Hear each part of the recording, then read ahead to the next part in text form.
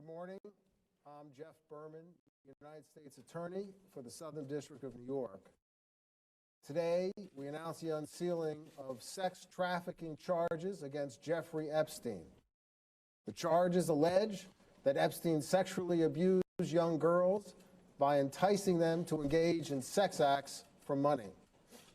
Epstein was arrested this past Saturday evening at Teterboro Airport aboard his private jet that had just landed from Paris, France.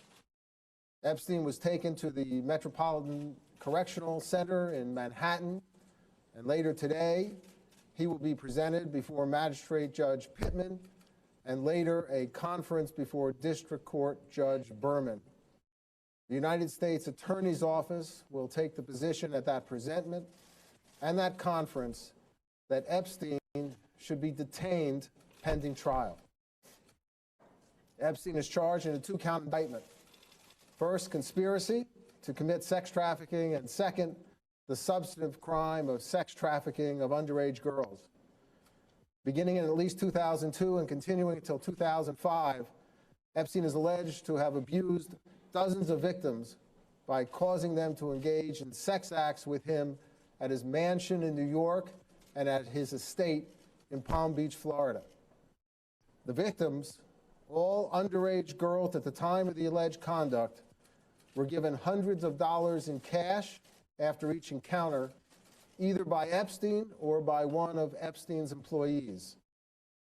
The underage girls were initially recruited to provide Epstein with massages and often did so nude or partially nude.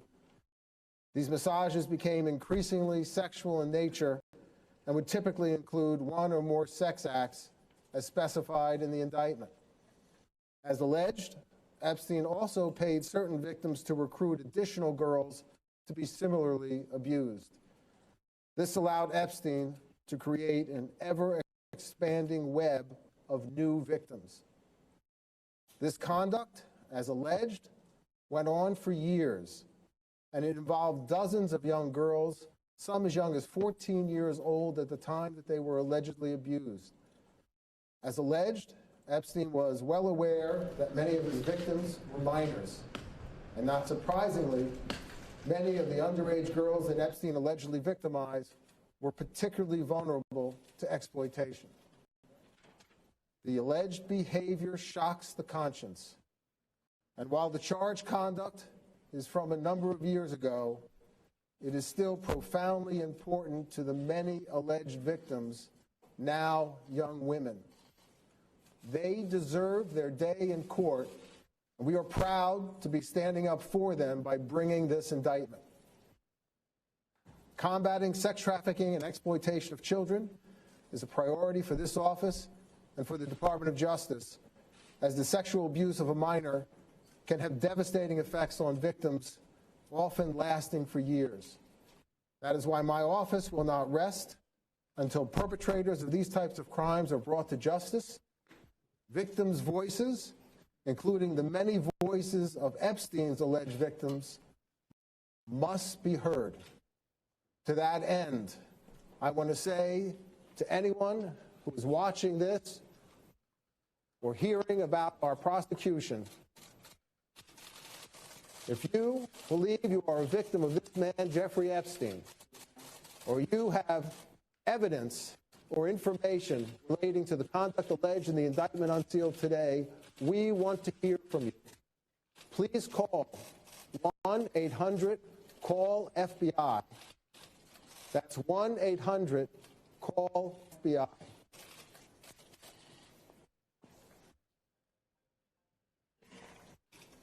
The charges unsealed today reflect the hard work not only of this office, but by our law enforcement partners at the Federal Bureau of Investigation. To my left is Bill Sweeney, the Assistant Director in charge of the New York Field Office of the FBI, and I wish to thank him and his team for their dedication and professionalism in seeing this investigation through. I also want to thank the New York City Police Department, represented here today by Chief Jason Wilcox, and Customs and Border Patrol for their assistance in this investigation. And I want to thank and acknowledge the career prosecutors of my office handling the investigation and prosecution of this case. To my right, Alex Rossmiller, Allison Moe, Maureen Comey, and their supervisors in the Public Corruption Unit, Russell Capone and Edward Discant. It is a privilege for me every day to work with these bright, talented, and dedicated public servants. The talent is unbelievable. We will continue to devote significant resources to investigating these crimes and to protecting young people from sexual predators. And now I would like to invite Bill Sweeney up to the podium. Thanks, Jeff. Good morning. Preserving the innocence of children is one of the most important responsibilities we carry as adults. Purposely failing children in any way is not an option. And yet there are some in society who have chosen to blatantly disregard this responsibility, using whatever means they have at their disposal to lure children into a life which they should never have been exposed. As we allege today, Jeffrey Epstein is one of those people. At approximately 5:30 p.m. on Saturday evening, we arrested him at Teterboro Airport without incident. Epstein has been charged with 1 count each of sex trafficking and sex trafficking conspiracy.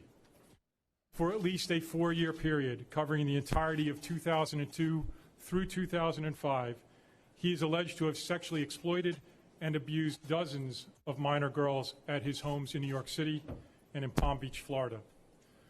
The girls were recruited in a variety of ways, usually by employees of Epstein and sometimes by fellow victims. The victims typically received hundreds of dollars in cash. The estimated dozens of victims were as young as 14 years old at time of recruitment. Children who provided Epstein massages while they were nude or partially nude. Children who were asked to engage in direct and indirect sex acts for money. Children who were enticed to do all these things at the hands of a man more than or nearly 3 times their age.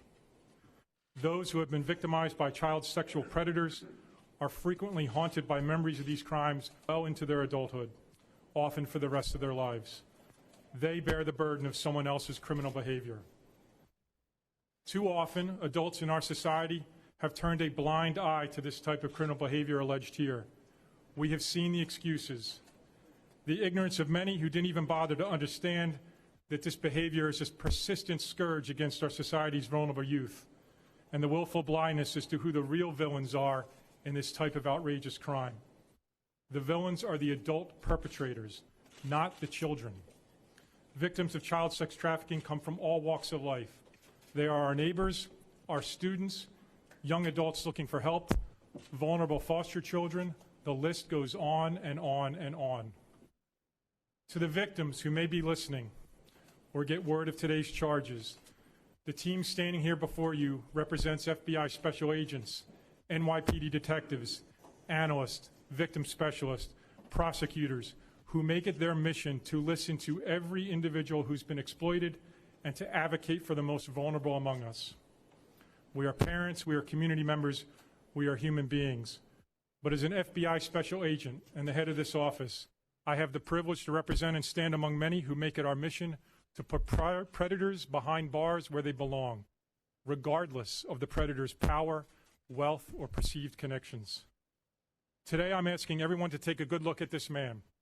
If you have been victimized in any way, or if you are somebody who has any additional information about his alleged illegal behavior, we want to hear from you.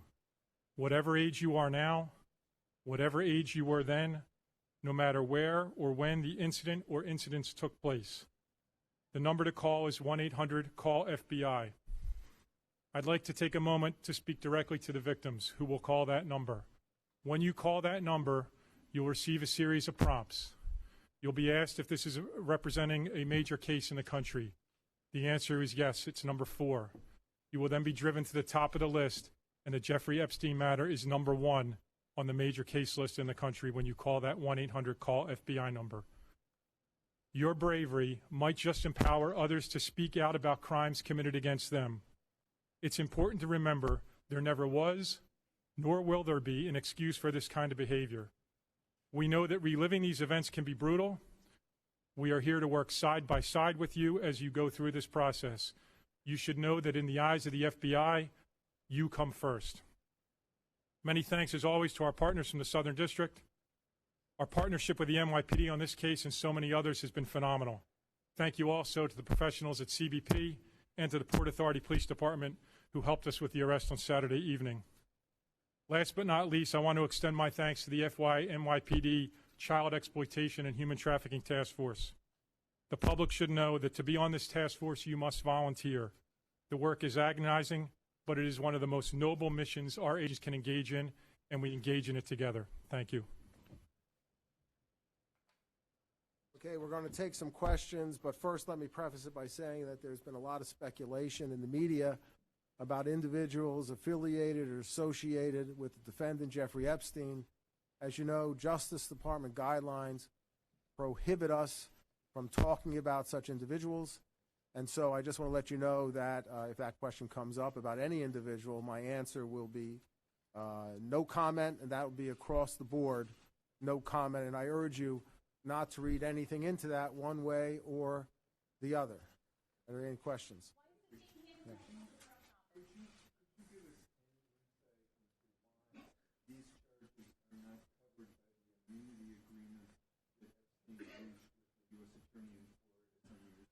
Yes, Jeffrey Epstein entered into a non-prosecution agreement with the Southern District of Florida. That agreement only binds, by its terms, only binds the Southern District of Florida. The Southern District of New York is not bound by that agreement and is not a signatory to that agreement. Yes.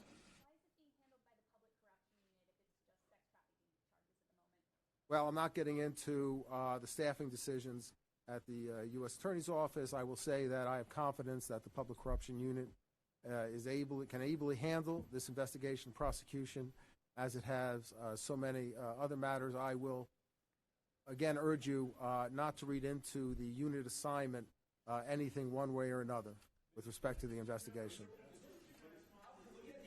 How confident are you that Jeffrey Epstein is going to spend the next several decades of his life behind bars?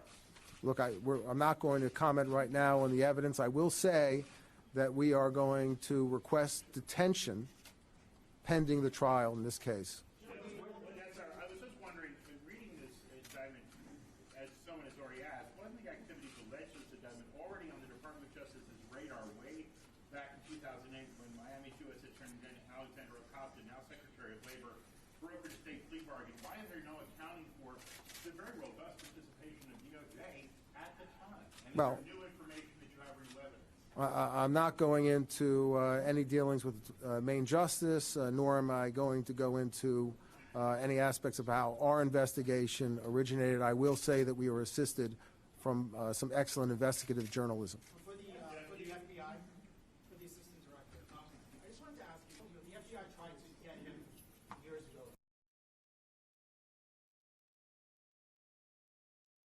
First time. How important was it to get back at this, to try and bring charges against him again, given everything that transpired? I wouldn't comment on getting back at anybody or anything. That's not the way we work. We work with facts. When the facts presented themselves, as Mr. Berman hinted at, through investigative journalist work, we moved on it.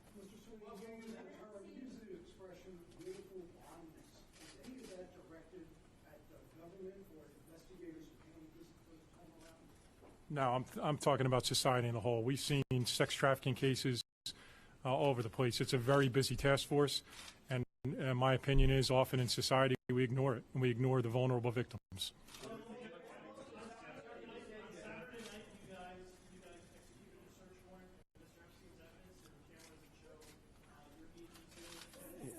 Yes, contemporaneous with the arrest of Epstein at Teterboro Airport, agents executed a search warrant on his mansion in New York City and recovered and seized, and that was a search pursuant to a valid warrant.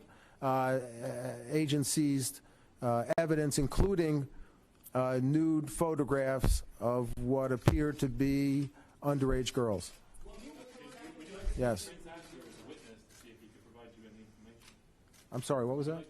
Prinz Andrew, British royal family, to see if he could provide you any information. Yeah, he was a long-standing friend of Mr. Epstein. No comment. What the decision to arrest him on Saturday, is there a reason for that? Was something concerning that you needed to he flew into the jurisdiction, and so we arrested him. Is there any overlap between the victim stated in the non-prosecution agreement or in investigative journalism? I have no comment with respect to the alleged victims. Yes. Multiple homes, multiple aircraft. What kind of flight risk is he?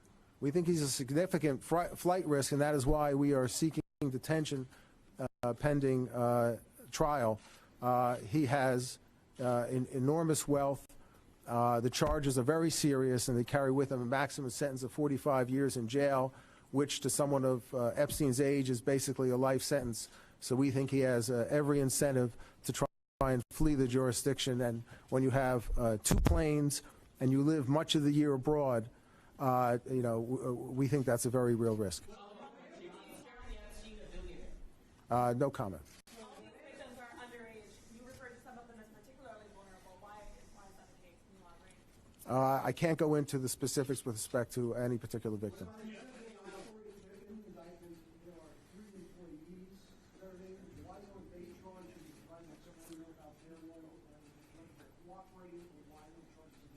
No comment. This is obviously a massive investigation. How do you compare this to other sex trafficking cases you've prosecuted in the past? Well, it's extremely significant because of the number of years and the number of victims. There are dozens of victims as alleged in the indictment in New York and dozens in Florida, and it maintained itself over several years. So this is very significant. Our office has handled this year, in fact, many significant sex trafficking cases, and this is one of them.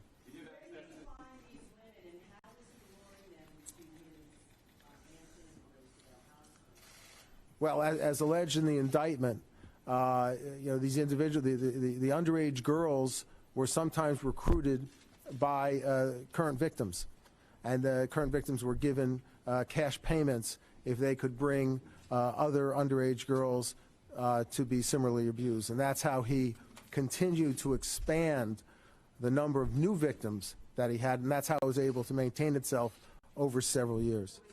Yes.